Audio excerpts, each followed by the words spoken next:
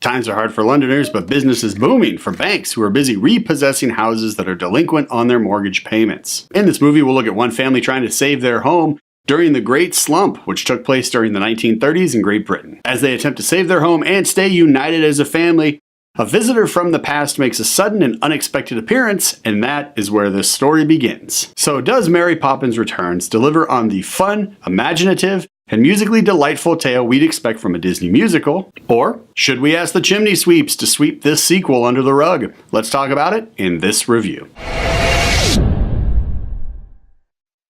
The trailers did not lie, folks. This film felt like a classic Disney musical. Plus, the animation style also felt vintage Disney. I had high expectations when I walked into the theater, and I was not disappointed. The basic premise of the story is Michael Banks has grown up. He got married, he had kids, his wife has passed on, and because his wife passed on, he has forgotten to make his mortgage payments. So he's a few months behind, and the bank has come to repossess his house. And this is the same bank that his father used to work at. So amid all of these hardships on trying to find all of the money that is owed on this mortgage to keep their home, plus trying to deal with the loss of his wife and the children dealing with the loss of their mother, it's during this incredibly difficult time that Mary Poppins, played by Emily Blunt, makes her sudden and unexpected appearance. So the movie opens with a musical number that sets the tone of the film and really sets the theme as well. And it's, no matter what is going on in your life, you should be thankful that you're alive and under these blue, beautiful skies. And it's this theme of always trying to see life from a positive perspective that really just carries through the whole movie. All the way up to the very end where the opening song is reprised to really finish out the movie and actually close the film. However, the journey we go on with the Banks family and Mary is not always smiles, songs, and balloons. We got some pretty heavy emotional stakes in this film. Again, the loss of Michael's wife and the children's mother.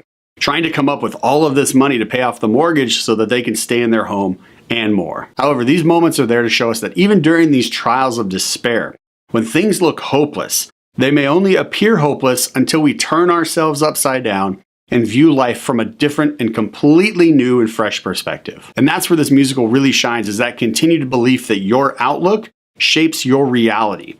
And it's just emphasized over and over by the different characters in this film. Admiral Boom, for example, is convinced that his clock is actually correct and Big Ben's is out of sorts. So he lives his life entirely by his own clock and schedule. That is until, of course, both his clock and Big Ben's align. Jack the Lamplighter lives a very happy life because he chooses to see the light in every situation.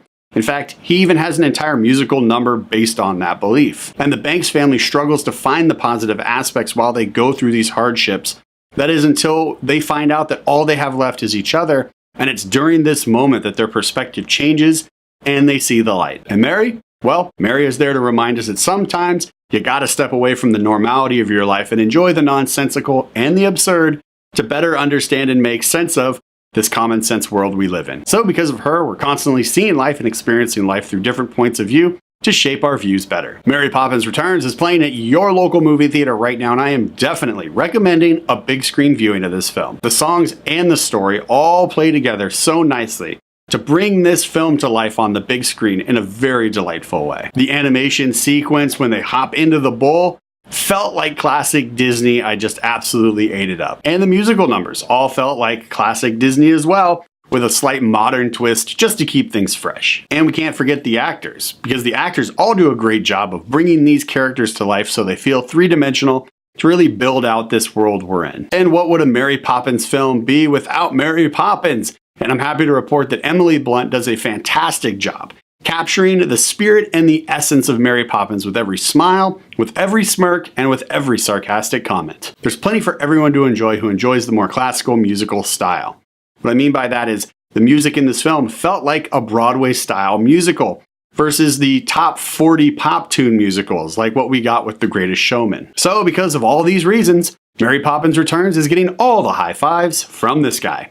Mary Poppins Returns is playing at your local movie theater right now. Definitely check this one out.